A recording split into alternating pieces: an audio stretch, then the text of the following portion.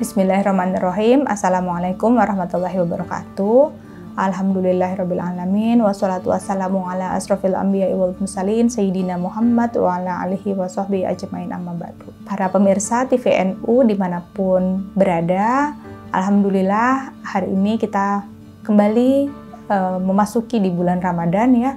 Memasuki bulan Ramadan ini adalah bulan yang kita tunggu-tunggu selama 1 tahun sampai akhirnya kita bisa kembali berada di bulan suci ini. Di bulan ini tentu saja banyak sekali ibadah yang kita lakukan, ibadah puasa, sholat tarawih, zakat, dan sebagainya. Nah, saya sedikit mengulik tentang bagaimana puasa dengan kesehatan mental. Kalau puasa dengan kesehatan fisik, tentu saja sudah banyak sekali dari sejawat sekalian yang memberikan informasi ya, atau memberikan edukasi seperti menyehatkan organ pencernaan ya, kemudian juga membuat rutinitas ya terjaga dan juga membantu pemulihan berbagai penyakit. Nah, kalau misalnya bagaimana dari sisi kesehatan mental, mungkin sedikit saya bahas tentang depresi. Nah, kita tahu bahwa di dunia ini populasi atau angka kejadian depresi itu sekitar 6% dari seluruh penduduk di dunia, atau sekitar 350 juta orang yang mengalami depresi. Apa sih gejala-gejalanya? Misalnya perasaan yang sedih secara berkepanjangan ya, dia alami gitu hampir sepanjang hari, hampir setiap hari. Kemudian juga tidak berkonsentrasi, tidur, selera makan juga terganggu. Kemudian juga ditandai juga dengan kurangnya kepercayaan diri, ada perasaan bersalah, atau bahkan ada yang memiliki pikiran-pikiran untuk mengakhiri hidup atau bahkan melukai diri. Nah, bagaimana kaitannya dengan puasa? Kita tahu kalau depresi itu memang dikaitkan juga dengan pengobatan ya, untuk pengobatannya secara oral ya, pengobatan minum, ada konsultasi dengan dokter, dengan psikiater, ataupun dengan psikolog secara rutin.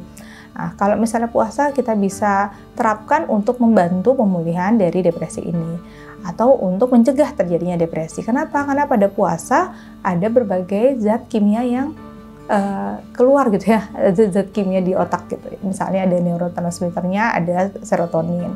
Nah, kenapa pentingnya? Karena ini dapat mengubah suasana hati. Gitu ya, mengubah suasana hati menjadi lebih baik, moodnya menjadi lebih baik ya, sehingga depresinya akan reda.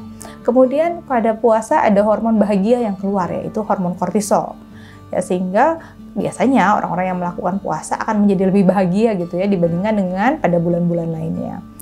Ada juga karena misalnya sudah minggu kedua nih, karena minggu pertama biasanya masih sering lapar ya, sering ngantuk gitu. Kalau minggu kedua sudah mulai adaptasi, nah itu sudah mulai ada keton ya, ada energi keton. Nah, dengan energi keton itu ada antiinflamasi atau anti peradangan dan juga meredakan stres, sehingga pikiran-pikirannya juga menjadi lebih jernih gitu ya, nggak kacau gitu kalau sebetulnya halnya lagi stres.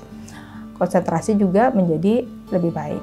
Nah, kemudian pada puasa itu atau pada ibadah bulan Ramadan itu ada makna-makna lain ya, misalnya ada berbuka puasa bersama sehingga adanya silaturahim, atau misalnya pada sholat tarawih dan juga pada penyerahan zakat.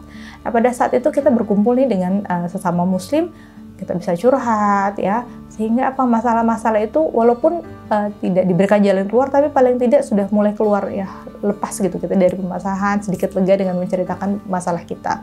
Dan juga sholat-sholat malam yang kita lakukan menjadi ajang curhat kita kepada Allah, sehingga tadi ya pikiran-pikiran kita yang agak mumet gitu ya bisa sedikit lebih baik karena keluar gitu ya masalah kita, curhat gitu kita kepada Allah.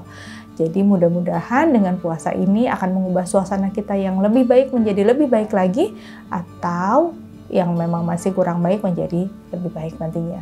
Terima kasih, selamat berpuasa dan selamat menjalankan ibadah-ibadah lainnya. Semoga kita tetap sehat dan juga tetap dalam keadaan baik. Wallahul muwaffiq ila aqwamit thoriq. Wassalamualaikum warahmatullahi wabarakatuh.